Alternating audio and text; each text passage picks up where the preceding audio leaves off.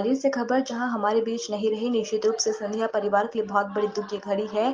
पूरे चंबल के साथ साथ महाराज सिंधिया से जुड़े पूरे देश के लोग दुखी है। राजमाता हमारे बीच नहीं रही, उनका स्नेह प्रेम आशीर्वाद हमेशा मिलता रहा। बहुत लंबे समय से हम लोग जुड़े हुए हैं। बड़े महाराज माधवराव सिंधिया चुनाव लड़ते थे तो चुनाव में निकलती थी, राजनीति में नहीं थी। महाराज के चुनाव में निकलती थी, बड़े स्नेह पूर्वक सबसे मिलती थी, काम करने के लिए कहती थी।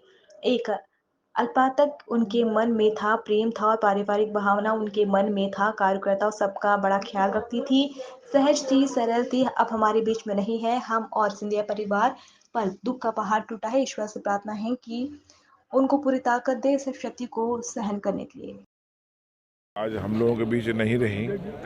निश्चित रूप से ये सिंधिया परिवार के लिए तो बहुत बड़ी दुख की घड़ी है ही। पूरे ग्वालियर चंबल के साथ साथ महाराज सिंधिया से जुड़े हुए पूरे देश के लोग आज बहुत ही दुखी हैं कि राजमाता हमारे बीच नहीं रही। उनका स्नेह प्रेम आशीर्वाद हमेशा मिलता था।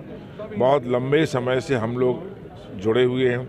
जब बड़े महाराज माधवराव सिंधिया जी चुनाव लड़ते थे तो वो चुनाव में निकलती थी। राजनीति में तो वो नहीं थी, पर महाराज के चुनाव में निकलती थी। हम लोगों से बड़े स्नेहपूर्वक मिलती थी, काम करने के लिए कहती थी। तो एक अपनत्व उनके मन में था, प्रेम था और पारिवारिक भावना उनके मन में थी। बड़ा ख्याल रखती थी कार्यकर्ताओं का भी और सबका बड़ा ख्याल रखती थी। वो बड़े ही सहृदय थी। आज हमारे बीच में नहीं है। हम सिंधिया परिवार पर जो दुख का पहाड़ टूटा है, ईश्वर से प्रार्थना करते हैं कि उनको पूरी ताकत दे इस क्षतिपूर्ति को।